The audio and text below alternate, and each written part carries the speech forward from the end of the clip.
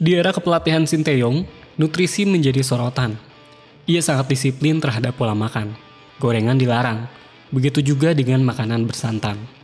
Para pemain timnas juga diminta untuk mengirim gambar makanan yang mereka makan di rumah setiap hari, untuk memastikan kalau mereka memiliki pola makan sehat. Beberapa kesebelasan di Eropa menjadikan nutrisi sebagai faktor penting bagi kesuksesan para pemainnya di atas lapangan. Hal ini sebenarnya sudah dilakukan oleh beberapa kesebelasan di Indonesia. Namun ini kembali lagi dari komitmen si atlet sendiri untuk menjaga tubuhnya. Manchester United juga menjadikan nutrisi sebagai faktor penting keberhasilan mereka menjadi juara Liga Inggris bersama Sir Alex Ferguson. Budaya minum alkohol yang menjadi tradisi mulai ditinggalkan. Siapa yang melawan, maka hair dryer treatment siap meluncur dari mulutnya. Masih ngeyel, maka siap-siap saja, pintu keluar akan terbuka. Gary Pallister adalah salah satu pemain yang sempat disemprot oleh Sir Alex akibat pola makan. Dari segi permainan, Pali adalah pemain yang mampu mengoper bola dengan baik dan gesit ketika menjaga lawannya. Namun yang menjadi masalah, stamina Pali langsung habis ketika pertandingan baru berjalan 15 menit. Pada 15 menit pertama, Pali sudah terengah-engah ketika ia keluar dari kotak penalti setelah kami diserang. Saya bilang kepada Brian Kidd, "Lihat tuh si Pali, dia seperti orang yang mau mati," kata Sir Alex Ferguson dalam buku autobiografinya. Sang gaffer kemudian turun langsung untuk melihat apa yang dikonsumsi oleh Gary. Betapa terkejutnya dia ketika menemukan ada satu botol Coca-Cola berukuran besar dan sekantung besar 3 jenis coklat yang berbeda-beda.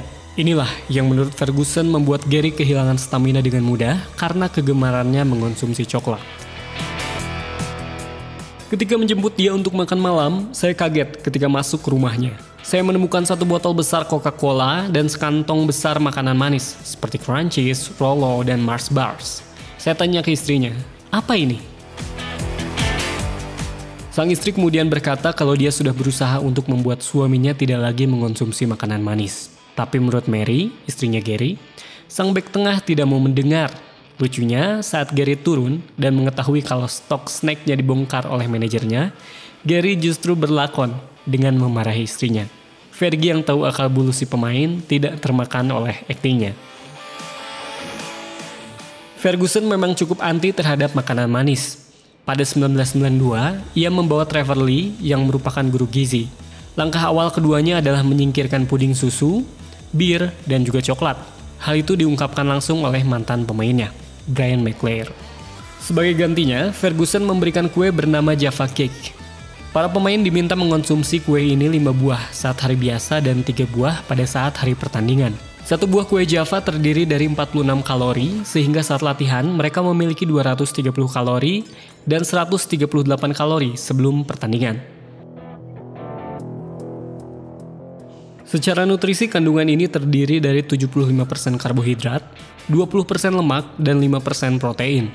Meski metode ini dipertanyakan oleh beberapa ahli gizi lain, namun Java Cake masih lebih baik ketimbang pemainnya mengonsumsi puding atau coklat batangan seperti yang dilakukan oleh Pallister.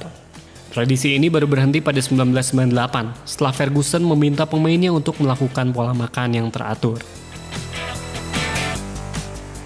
Ferguson juga membuat sebuah perubahan di kantin klub. Ia ingat, ketika masih bermain dulu, para pemain diberi makan steak daging. Ia tidak mau hal itu terjadi di kantin klub. Sebagai gantinya, ia meminta kantin hanya memberi makan kepada mereka 2 potong lemon, roti, dan madu. Para pemain sempat protes pada saat itu. Cristiano Ronaldo adalah role model soal bagaimana seorang atlet bisa menjaga kebugarannya meski usianya sudah lebih dari 30 tahun. Pola makan menjadi kunci kesuksesan CR7. Saking sehatnya pola makan Cristiano Ronaldo, hal ini membuat Patrice Evra kerap malas kalau diminta berkunjung ke rumah rekan setimnya tersebut. Setelah latihan saya main ke rumahnya karena saya sudah lelah. Ketika makan, saya melihat kalau di meja hanya ada salad dan ayam rebus. Minumnya cuma air putih, tidak ada jus atau apapun, kata Evra. Selagi makan saya berpikir kalau akan ada daging besar yang datang setelahnya, tapi tidak ada yang hadir sampai kami selesai makan. Setelah makan, saya malah diajak main bola 2 sentuhan, seperti yang dilakukan saat latihan. Tutur Evra menambahkan. Inilah yang menjadi salah satu faktor di balik kesuksesan Cristiano Ronaldo di lapangan hijau.